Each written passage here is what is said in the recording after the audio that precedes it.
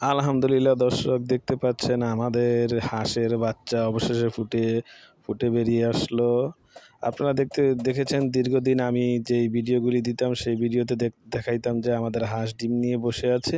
সেই হাঁসটিরই অবশেষে আলহামদুলিল্লাহ ডিম ফুটে বাচ্চা বেরিয়ে এসেছে। কিন্তু সমস্যা একটাই, সবগুলি ডিম একসাথে দেয়নি। এই কারণে যে ডিমটি প্রথম ছিল সেই ডিমটির বাচ্চা বেরিয়ে এসেছে, আরও কিছু ডিম রয়ে গেছে, আর একটি ডিম নষ্ট হয়ে গিয়েছে। যেই একটি ডিম নষ্ট হয়েছে আর একটি ডিম ফুটেছে, দুইটি এই হাঁসটির বাচ্চা। আর শুনে খুশি হবেন যে এই হাঁসটি আমার বাড়ির প্রথম বাচ্চা। সেই প্রথম বাচ্চা হাঁসটি বড় হয়ে প্রথম ডিম দিয়ে সেই বাচ্চা থেকে ডিম ফুটেছে।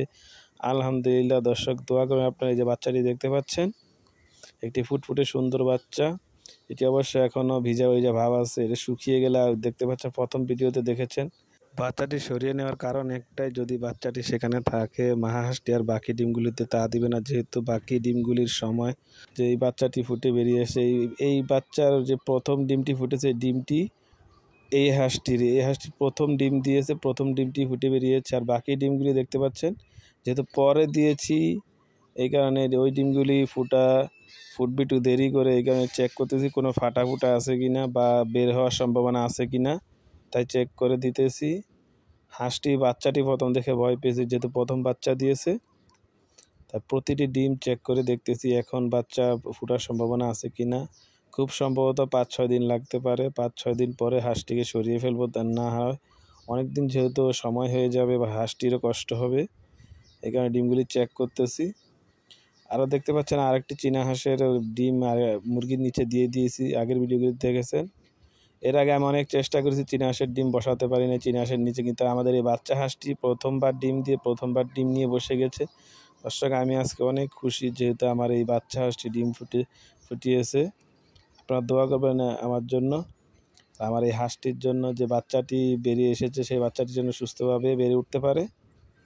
আমি অনেক খুশি, যেহেতু প্রথমবারের মতো বাচ্চা ফুটেছে, আর এটা আমার ফার্স্ট অভিজ্ঞতা জীবনের। আর আমি এরকম কখনো দেখিও নেই যে বাচ্চা কীভাবে ফুটে বা কীভাবে কী করে। আপনারা সবাই আমার জন্য দোয়া করবেন। সবাইকে ধন্যবাদ আমাদের এই ভিডিওটি দেখার জন্য। আর সবাই কমেন্টস, শেয়ার, সাবস্ক্রাইবের মাধ্যমে আমাদের পাশে থাকবেন। অবশ্যই একটি সাবস্ক্রাইব করে দিবেন, একটি লাইক দিবেন। তো দেখতে পাচ্ছেন হাঁসের ডিমগুলি যখন চেক করতেছি, সে আমাকে চেক করতে দিতেছে না। তার ডিমগুলি কেন আমি ধরি, সে আমাকে বারবার ঠোঁট দিয়ে আঘাত করে।